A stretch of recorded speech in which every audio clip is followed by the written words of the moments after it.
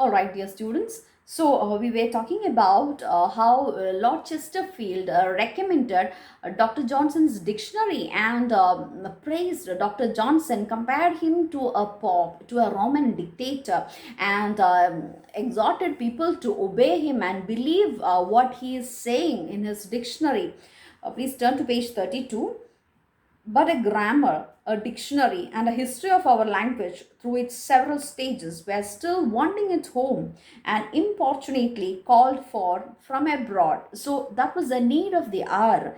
A law, a standard, a standard for grammar, a dictionary to study the history of our language. It was wanting at home. It was lacking. There was this lack, and it was. Persistently it was asked by others, people from abroad, people who were of other languages, in order to learn this English language, English tongue. They also wanted a set of standard, a grammar book, a dictionary. And Mr. Johnson's labors will now, and I dare say very fully, supply that lack, supply that want, and I greatly contribute to the further spreading of our language in other countries. And this dictionary will help us to enhance or spread our language to other countries as well. Learners were discouraged by finding no standard to resort to, no grammar book, no dictionary, and consequently thought it incapable of any. So people thought that, scholars thought that English language is not capable of having such a standard, such a set of rules, and such a dictionary. They will now be undeceived and encouraged to learn the language, because here we have this work by Samuel Johnson. This courtly device, this praise, failed of its effect. Johnson, who thought that all was false and hollow. So this is the reaction of Dr. Johnson towards the recommendations made by Lord Chesterfield. So what was his reaction? He thought that all these recommendations were false and hollow, and despised the honeyed words, and was even indignant that Lord Chesterfield should for a moment imagine that he could be the dupe of such an artifice. His expression to me concerning Lord Chesterfield upon this occasion was, "Sir, after making great professions, he had for many years taken no notice of me." So for all these years, when I was in poverty, when I was struggling hard to bring forth this dictionary, he didn't take notice. He had for many years taken no notice of me, but when my dictionary was coming out, he fell a scribbling in the world about it, upon which I wrote him a letter expressed in civil terms. So next event incident that is narrated by James Boswell is about the letter that Johnson has written as an answer to the recommendations made by Lord Chesterfield.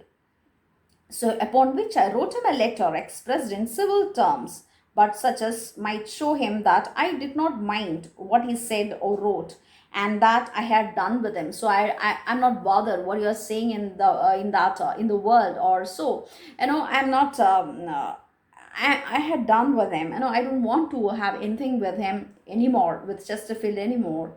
And this is that celebrated letter of which so much has been said, and about which curiosity has been so long excited without being gratified. So James Boswell and other scholars and other people belonging to his circle were very curious to know what this letter was. And finally, James Boswell got a copy of this handwritten letter. I for many years solicited Johnson to favor me with a copy of it, but he was not given. That so excellent a composition might not be lost to posterity.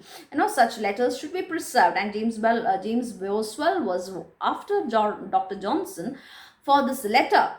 In vain, he delayed from time to time to give it to me, till at last in 1781, when we were on a visit to Mr. Dilly, another author and a bookseller, at South Hill in Bedfordshire, he was pleased to dictate it to me from memory. So from memory, Dr. Johnson talked about the letter. He afterwards found among his papers a copy of that letter, which he had dictated to Mr. Barrety with its title and corrections in his own handwriting.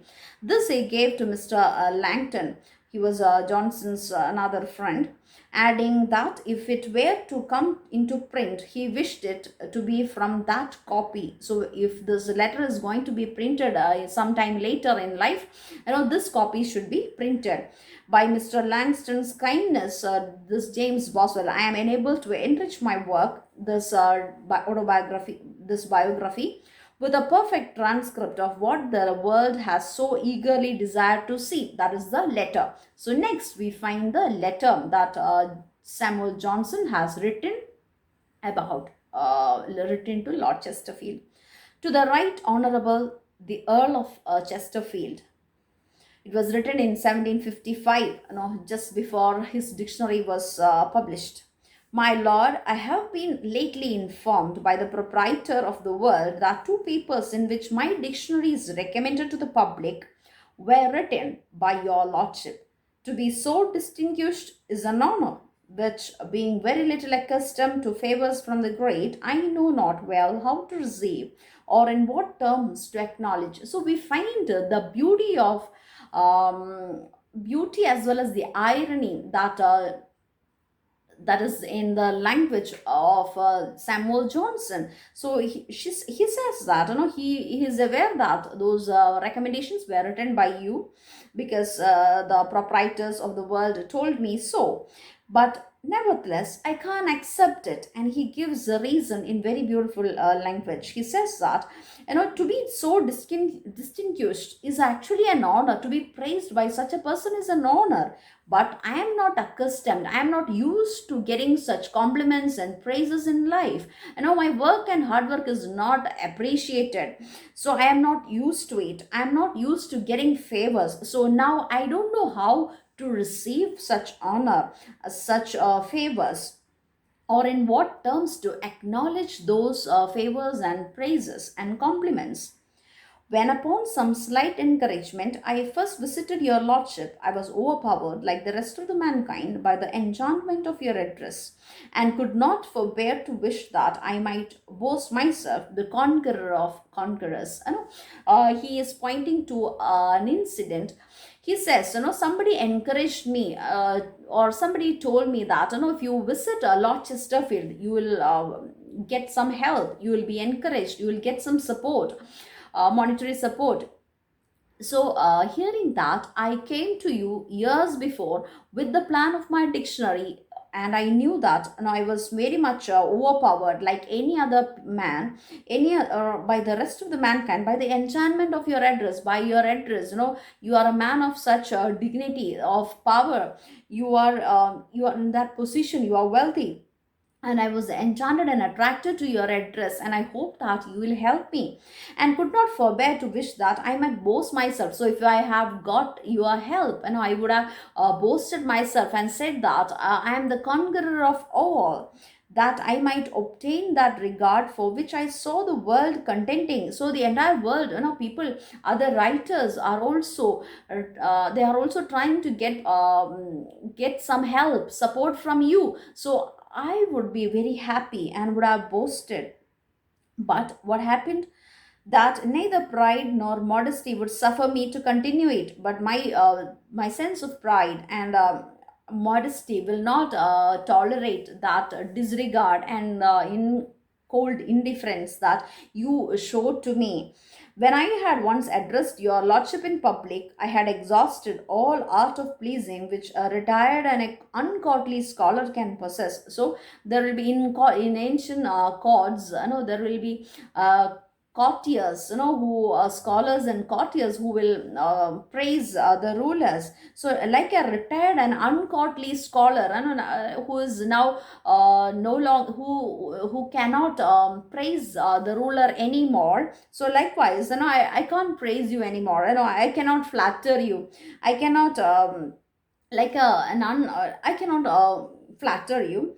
I had done all that I could, and no man is well pleased to have his all neglected, be it ever so little. So even if it is from even if it is so minute a thing, I cannot handle that neglect that you have showed to me. No man will tolerate that neglect and indifference that is being shown to you. 7 years, my lord, have now passed since I waited in your outward rooms.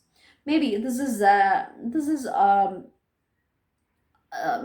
pointing to that incident where he was made to wait for so long in the antechamber, or was repulsed from your door, and I was chased away from your door, during which time I have been pushing on my work through difficulties, of which it is useless to complain now. So at that point of time, there were a lot of difficulties, and I was trying very hard, and have brought it at last to the verge of publication without one act of assistance. There was not even a single act of assistance, one word of encouragement, or one smile of favor. Such treatment I did not expect, for I never had a patron before. So I never had a patron, and nobody assisted me.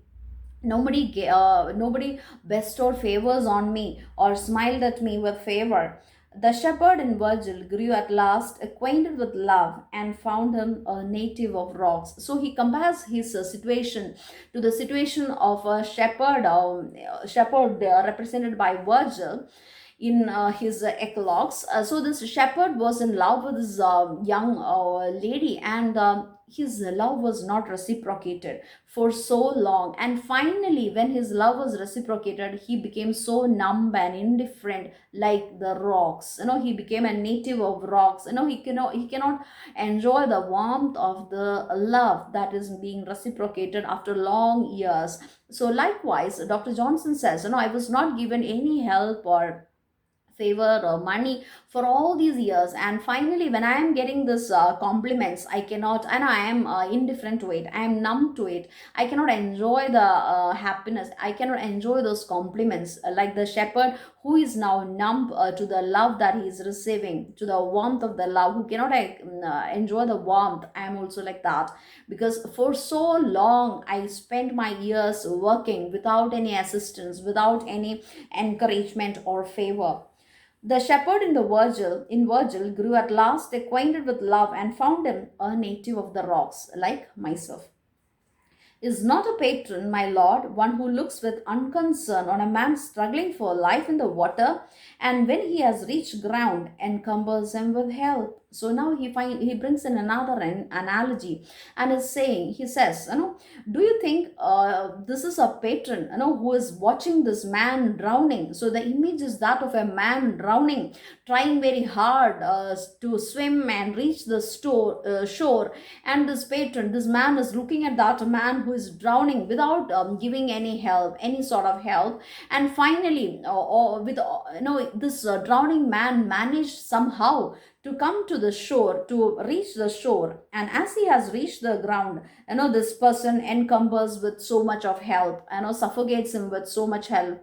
So this is what you are doing now. Now when I was in the midst of difficulties writing this dictionary, you didn't help me. You were watching me from afar with cold indifference, and without any single assistance from you, I came so far, and now this is going to be published, and now you come forward with so much of compliments, so much of support, so much of favor, and you're smiling at my hard work. But I cannot accept that. So he is asking a question. So is this a function of a patron? Is this a person? No, do you think that this is a patron? Is not a patron, my lord, one who looks with unconcern on a man struggling for life in the water, and when he has reached ground, encumbers him with help, burden him with so much of help. The notice which you have been pleased to take of my labors, had it been early, had been kind, but it has been delayed till I am indifferent and cannot enjoy it. So now he says, this favor, this notice that you have taken of me, taken of my work, taken of my hard work and labors, if it had been done early, it would have helped me, it would have elevated my difficulties. The notice which you have pleased to take of my labors now, if it had been early, it had been kind, but it has been delayed till I am indifferent and cannot enjoy it. So now I am indifferent and I cannot enjoy, like the shepherd who cannot enjoy the warmth of the love. So now I cannot enjoy it till I am solitary. Now there is nobody. I am a widower now, and I cannot. There is nobody to share the joy, till I am solitary and I cannot impart it, I cannot share the joy, till I am known and do not want it. Now, I am known by others. My dictionary is about to come, so I don't want your recommendations or your help anymore and do not want it. I hope it is no very cynical asperity, or please don't think that this is harsh speech, cynical asperity or harsh speech, not to confess obligations where no benefit has been received, or to be unwilling that the public should consider me as owing that to a patron, which Providence has enabled me to do for myself. And this is another very important thing that he makes, this reference that Dr. Johnson makes. He says that, Providence has brought me so far, without the help of a patron, without the help of anyone. I didn't benefit from any of your, I didn't benefit from you. So I don't want, now that I'm going to publish this, I don't want the public, the people to know that, or people to think that I owe it to a patron. I was helped by a patron, so I don't want to to be known by the public likewise. And though this is a very harsh speech, please, this is the reason why I am being harsh, because I don't want the people to believe that I owe it to, and I am obliged to a patron. I am obliged to Lord Chesterfield for bringing out this dictionary, which only Providence, which only God helped me, which Providence has enabled me to do for myself. So I did it myself with the help of God. Having carried on my work thus far with so little obligation to any favor of learning, to any patron, so I'm not obliged to any favor, any patron, I shall not be disappointed through I should conclude it. So I will conclude it in that way as well. If less be possible, with less. For I have been long wakened from that dream of hope in which I once boasted myself with so much exultation, my Lord, your Lordship's most humble and most obedient servant, Sam Johnson. So he says, I was so happy and excited at one point of time, hoping that I would get help from you. But now I don't, because there is no need for that. So because I have been awakened from that dream long back, so I don't want it anymore, because that once upon a time, that was my dream, to get some favor, some help from you, to see you as my patron. But I am awakened from that dream long back, now that I don't want it. And he ends the letter here. While this was the talk of the town, Dr. Adams, in a letter to me, I happened to visit Dr. Warburton, other scholars, who, finding that I was acquainted with Johnson, desired me earnestly to carry his compliments to him. So this Dr. Warburton was so happy that Dr. Johnson rejected the compliments of Lord Chesterfield, and said that to tell him that he honored him for his manly behavior, and this rejection of these compliments as a manly behavior in rejecting those condescensions, that arrogant recommendations by Lord Chesterfield, and for resenting the treatment he had received from him with a proper spirit. Johnson was visibly pleased with the compliment given by Dr. Warburton about about his reaction towards the recommendation of the dictionary by Lord Chesterfield, for he had always a high opinion of Warburton. Indeed, the force of mind which appeared in this letter was congenial with that which Warburton himself amply possessed. There is a curious, minute circumstance which struck me in comparing the various editions of Johnson's imitations of Juvenalian satire. So, Dr. Johnson has, for his credit, this imitations of Juvenalian satires, and in one of the satires, that is in the 10th satire. So this is another reference from his work that James Boswell has picked out.